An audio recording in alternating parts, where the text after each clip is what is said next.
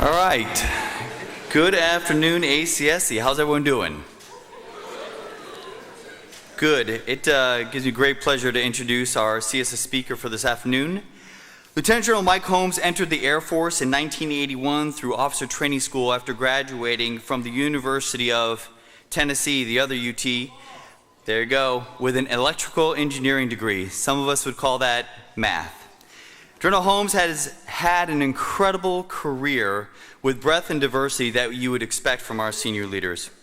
He has commanded at the squadron, the group, the wing, and also the expeditionary wing in Afghanistan.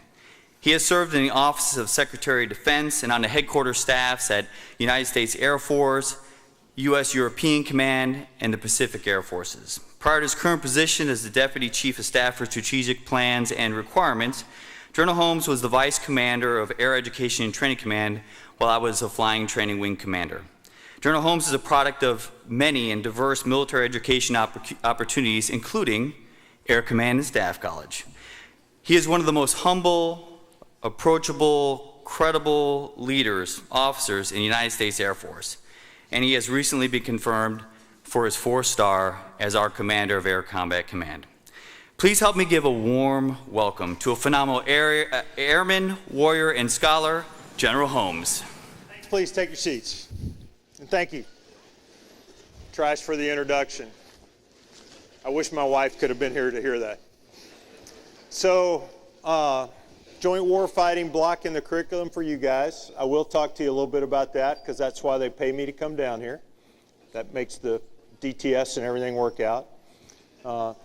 I'll ask some questions about who we got here.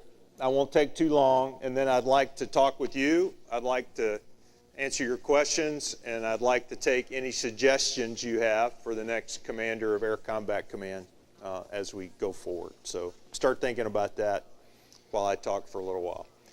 So, show of hands. Air Force? Okay, thanks. Army? Thanks. Navy? Okay, thanks. Marine Corps?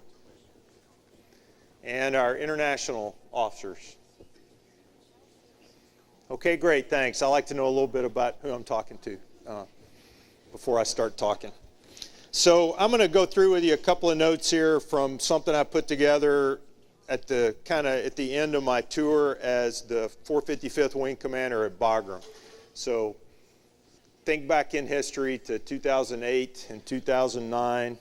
The organizational structure in Afghanistan was we were still the under-resourced economy of force action, second to Iraq in resources and attention and everything else. We were transitioning from having an RC East that was the U.S. component commander kind of for all of Afghanistan as part of a NATO component to a larger structure with multiple RCs, with multiple division headquarters in the country, and trying to figure out how to use air power to try to protect ground forces so they can move out into the countryside with some freedom of action and pursue the objectives there. And that's the environment that we came into. So kind of the first thing I'd start with if I'm going to talk about joint warfare is I'd say joint warfare is team warfare. And I don't mean that in a rah-rah team, blah, blah, we're all on the same team.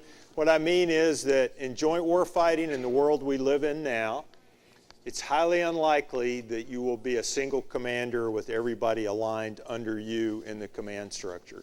It's highly more likely that you'll have to operate as part of a team with forces that you command, with forces that other people bring to the fight under their command from the U.S. structure, with international forces that are aligned that may have caveats and may have other instructions, and with the whole of government interagency teams, none of which have to do what you want them to just because you tell them to, but you'll have to influence to try to get on the same page as part of a team. So joint warfare is team warfare. And then there's a little kind of slogan that my wife taught me that comes from, an ancient Greek that says, be kind, for everyone you know is fighting their own great battle. And I'll lay that out for you because we get kind of wound up in what we're trying to get done and what our objectives are and what we're trying to accomplish. And when you're going to approach people as teammates, approach them from that perspective. What's the great battle that they're responsible for? What's the great thing they're trying to get done? How can we align these things and put them together so that we can make progress together? Build and join teams. You're going to have the opportunity to have people come to you and say, I need your help to do this. You're going to need theirs for something else. Don't be afraid to either build teams, going after the same goal you are, or to join somebody else's team. Ultimately, your relationships with those teammates are what will make the most difference in whether you succeed or fail. So that means taking time to build relationships with your teammates across those lines, and not just do meetings and not just tell them what to do or not just listen to what you're told, but to spend some time building relationships both within the U.S. structure and with your international teammates and partners. Don't allow or tolerate disrespect for your teammates within your headquarters and within your command structure. I can walk into a headquarters now, and in about 10 minutes I can tell, how they get along with their teammates and how they function as part of that team, but kind of what the staff officers say, but kind of what you say, and when you get out there. And we can all think of examples of,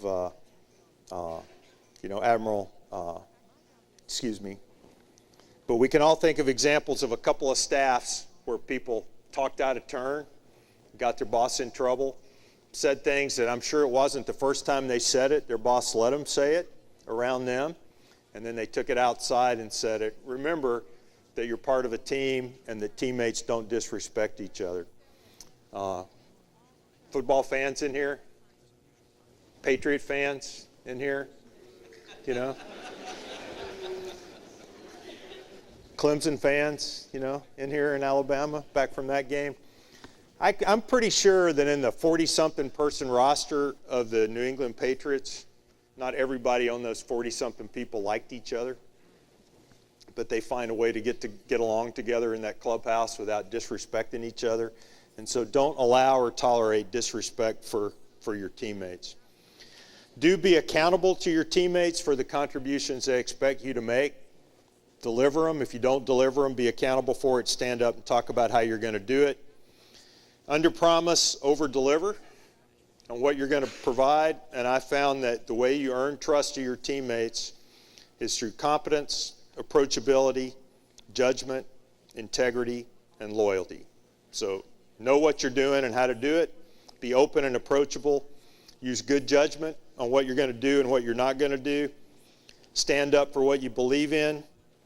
Pay attention to what's true and right, and be loyal to your bosses. Improve communication. If you're spending time trying to get comm working better, if you're spending time trying to build relationships, if you're spending time trying to find out exactly what it is that your team leader wants you to do, or to communicate down to your guys exactly what they're supposed to do, that's probably time well spent. And keep a sense of humor while you're doing it. Ultimately, commanders ensure that teamwork prevails across the team. And you have a responsibility to do that, and then expect and demand the same thing from your teammates.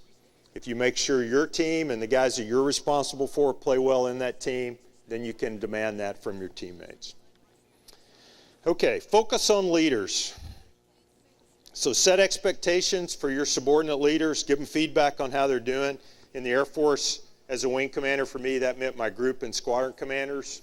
In the other services, there's different names for those organizations, but subordinate commands. I tried to make being a squadron commander at Bagram, I wanted that to be the best professional experience any of my squadron commanders had ever had. I wanted to give them the autonomy to go out and pursue what I asked them to do in the way that they wanted to do it, make sure they understood what I expected of them, and support them in what they were doing. And then group commanders for us, that next echelon, set the conditions required for success. And don't have to tell the soldiers in the room or the Marines in the room, but airmen sometimes need to be remembered to also spend time with the senior NCOs that are going to be making sure that what you want done gets done. So focus on the leaders, but don't neglect the doers. Our chief talks about quality of service, quality of life versus quality of service in this joint warfighting environment, mostly focused on quality of service, and that means making sure that all your folks have the tools that they need and the resources they need to do the job in the way that you expect them to do it. Encourage them to share their ideas with you on how to do things better. I've found that that takes time and it takes building trust. And then get out and go see for yourself. You know, I'd have a discussion. The DCO in the 101st when I was there has grown up to be Mark Milley, the Chief of Staff of the U.S. Army. And we spent a lot of time, you know, talking back and forth. And he'd say, hey, you know, Mike, I don't lead patrols. Why are you out flying F-15s, you know, around Afghanistan? And my response to that was, you're right, but you do circulate around the battlefield 2 or 3 days a week, and that's what I'm doing. By being able to get out there, I was able to find out how the tactical air control system worked, whether people could talk on the radio, whether they were getting timely direction, whether the TAC-Ps knew what they were doing, whether the battalion commanders we were working with had a good plan for how we were going to do things. And I got to hear a lot of things said on the radio that people wouldn't have said in front of Mark Milley because they didn't know that the F-15 over their heads, you know, had a brigadier general in it. Understand the strategies of the people that you're working for. You know, that's a JTF commander. Understand what the enemy is trying to accomplish, and then understand how your component fits into it. I won't go back to 08 and 09 in Afghanistan. It's different everywhere you're going to go. And the kind of the next point is that when you understand that environment, remember that it's unique to the moment. And one of the challenges I had as a Air Force wing commander with rotational forces is I would have guys show up that wanted to fight the war they fought last time they were there, or that wanted to fight the war that they had prepared for in their workup when they were doing a mission analysis, instead of the war that the Joint Force Commander wanted them to fight at the time. So pay attention, remember that it's a moment in time, and what you did last time may not be the same thing they want you to do this time. Have regular after-action reviews and debriefs across those joint team. And the fundamentals of that are reconstruct what happened, identify the root cause of what happened, then and only then take the appropriate action, and then identify and distribute, lessons learned. One of the events, I had a New York Air National Guard HH-60 crew take off in near 0-0 weather to go try to bring an American serviceman back.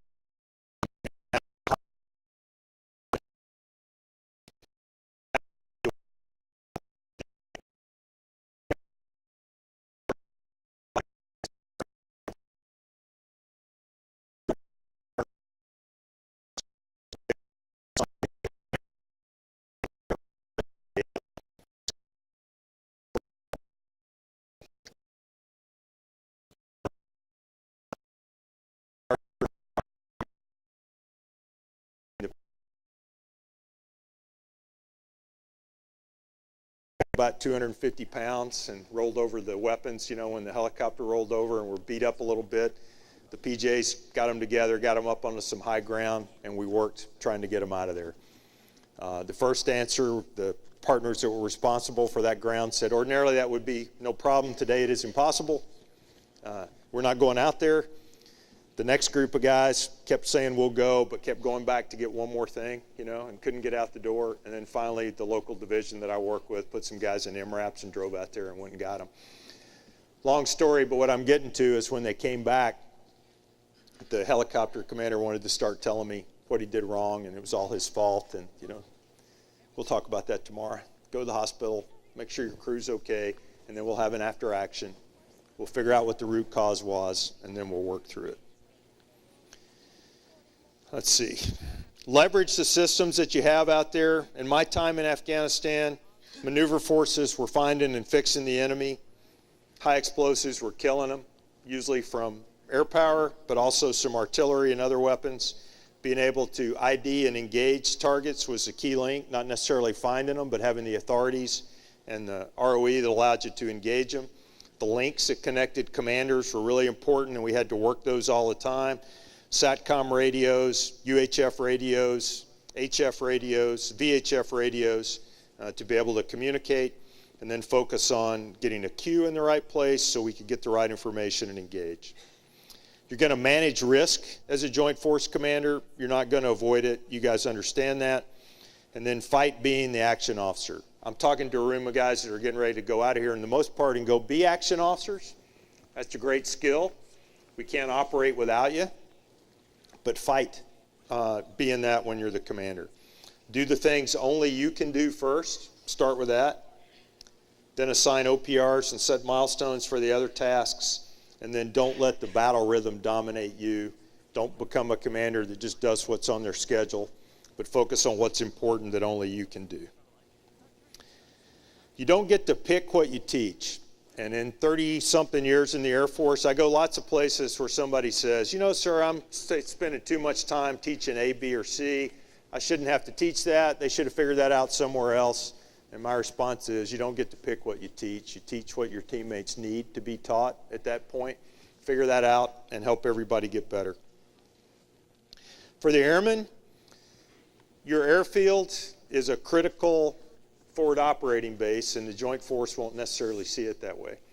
So fighting through a year at Bagram of Disney Boulevard being closed down every morning for an hour and a half so we could do PT on it. At the same time, I needed to get guys to work so that we could provide close air support from Bagram.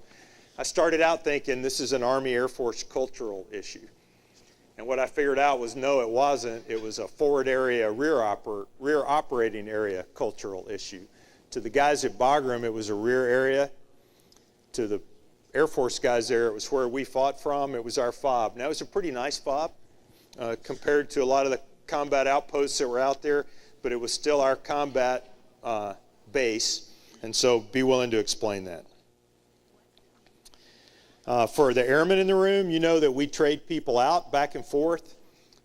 And a year, 13 and a half months at Bagram, I really kind of had 4 wings because the people rotated through there 4 times. Some of you may have come through there during that time frame, but had 4 different combinations of people. We're able to do that, particularly when it's within the Air Force, because everybody knows what to do. Everybody knows what the rule set is. Everybody knows how we fit together. There were about 2 days of cats and dogs living together, and I didn't want to pay too close attention to the details. And then everybody would get organized. They'd figure out who was senior. They'd fall in together as a team and get after it, but you have to think about it. We did combat orientation and start right orientations for everybody there. We did kind of what could possibly go wrong, thinking with leaders about how to address the gap, and then we worked on called Finish Strong to make sure the guys finished up those deployments well.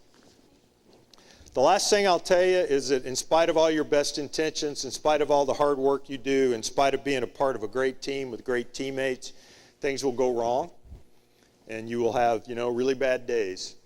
And there's a process for that, too, that I was taught. And it's going back to that debrief process. Kind of find out take your time, solve the immediate problem, stop the bleeding, and then find out what really happened, and then identify the root cause, and then take the corrective action that's required. When the worst thing happens and you've lost teammates, then honor the fallen, take care of the families, and make sure that the lessons learned get out there to the right people so that you can avoid it happening again. And then finally, on your worst day as a commander, that's also your unit's worst day, and that's the day that they're going to need the most from you. And having stood on the tarmac with a lot of battalion commanders and sergeant majors while we put their fallen heroes on airplanes to fly them back to the United States, and they're getting ready to go back to their unit and work through the situation and keep doing the job. Don't let your bad days, I'm trying to think of the right word. Don't let your bad days decimate you. Your unit will still need you on those bad days. In fact, they'll need you more on those bad days than they did on any other day. We picked you for a reason. We're confident in what you'll be able to do, and we're sure that you'll be able to take care of it. So there's a few minutes on lessons learned from that time frame. In the time frame since then, I came back from Afghanistan, and I worked 2 years in OSD policy and Mideast policy.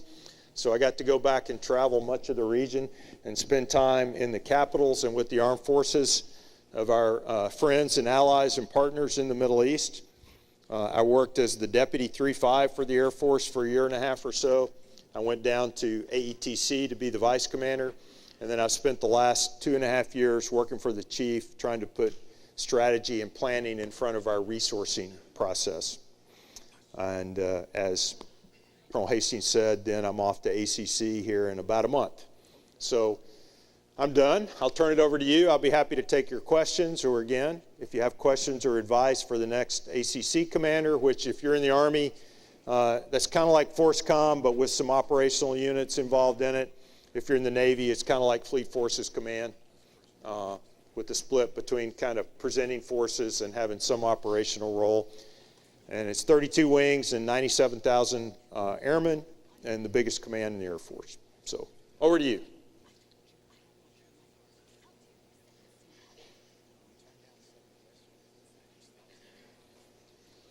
I neglected to ask the